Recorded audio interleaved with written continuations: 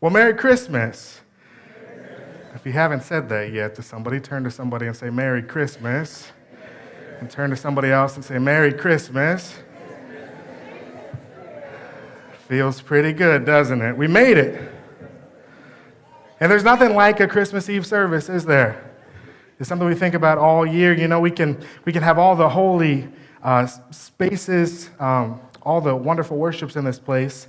We can have nighttime worships, we can have daytime worships, but there's nothing quite like a Christmas Eve service. There's just something holy about the space with the tree lit up, about being in the space at nighttime, about being tucked into the pews tightly next to other people, about the chill that's in the air, about the hope that's twinkling in the sky as the darkness hugs us and draws us closer to the light.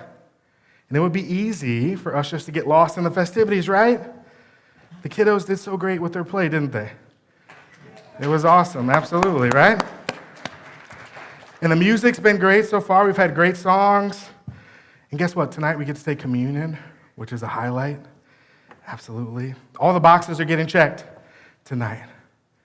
But what if we allowed ourselves to be truly swept away this evening? Not by all the things, but just the majesty of a king. Our scripture comes from John today, and I just want you to listen to it one more time in a little different way here. The Word was first, the Word present to God, God present to the Word. The Word was God in readiness for God from day one. Everything was created through him.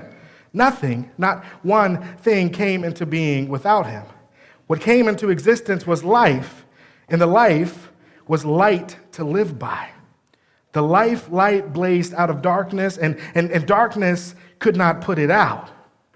There was once a man, his name John, sent by God to point out the way to the life light.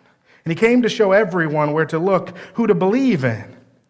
And John was not himself the light. He was there to show the way to the light. And the life light was the real thing. Every person entering life, he brings into light.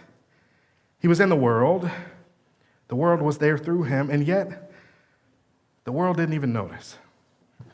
He came to his own people, but they didn't want him. But whoever did want him, whoever believed he was who he claimed, and would do what he said, he made to be their true selves, their child of God selves.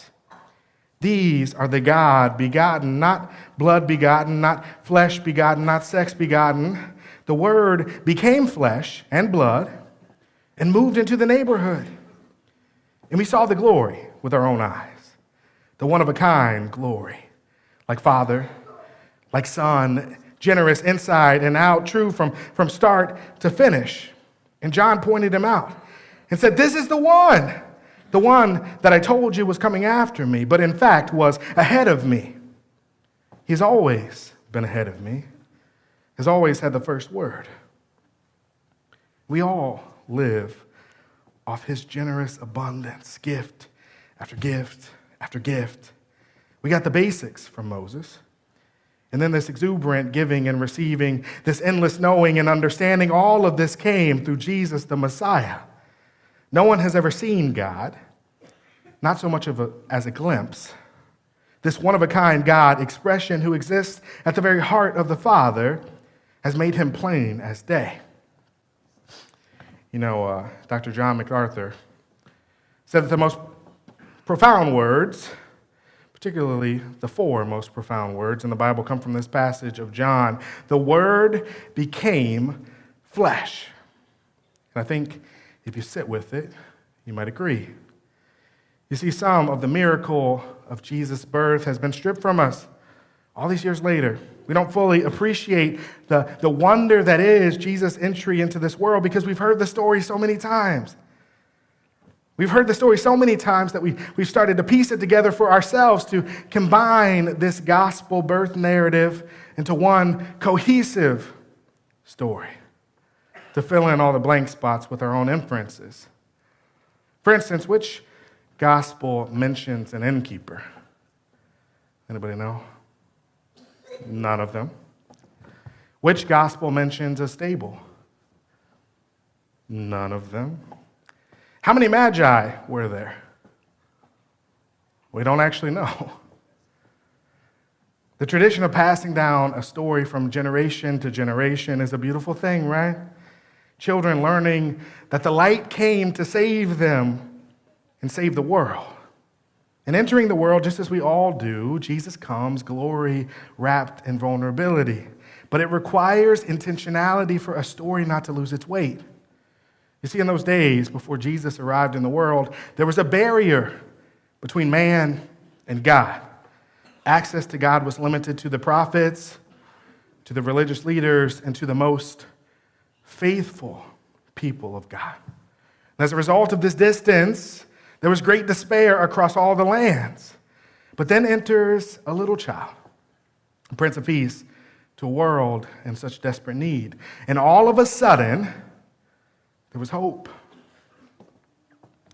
that man might not be so distant from God, that for now, God might actually be with us. And John describes it just like this: no one has ever seen God, not so much as a glimpse. This one-of-a-kind God expression who exists at the very heart of the Father has made him plain as day. And there's a weight to that frankly I don't know that we get. We just don't quite understand it because we've never lived in a world without the blessing of Jesus. And what a blessing that is, my friends. To find the God that we seek whenever we shall choose to call upon him. And that connection only happens through Jesus. Through a baby laid in a manger who would become a king. And my friends, that's the moment that we celebrate here tonight. It's a beautiful moment. Not just that it happened, not just the wonder and the majesty of the moment, but the path that the moment created for each and every one of us. A pathway straight to God.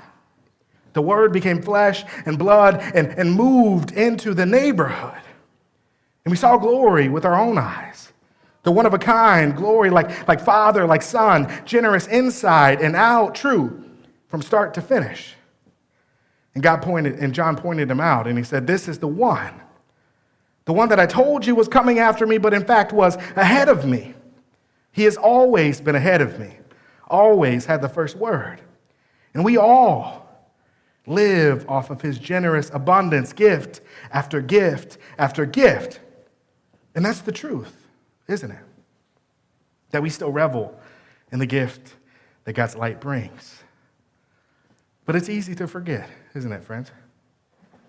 It's easy to get caught up in our lives and in the world and lose track of that gift. Because if you're anything like me, you've had a year. And boy, has it been a year. Life takes its toll, right? There's no avoiding that. No avoiding the trials and tribulations that come with living a life worth something. But when we begin to truly process our lives in reflection of God, we come to the same hope that the Jews did all those years ago, that out of despair comes hope and a peace and a joy and a love that surpasses all expectation and all understanding, that for every step backwards that we take 2 steps forward. And that in every end, there is a new beginning. The truth that we encounter, a profound new beginning. On this night, this holy night that the Word became flesh. And in doing so, our lives were changed forever.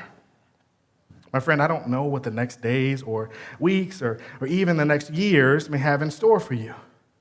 I'm sure there's going to be some heartache and maybe even a little headache. But I can also promise you that there will be grace in your life. That with every step that you take, you'll be covered in the light of God. And in that light, shining oh so bright, may you find hope and peace and joy and love. And most of all, my friends, may you find the God that you seek. Thanks be to God. These are your talks, Tatum. This is the hope of God set free. These are your talks, it's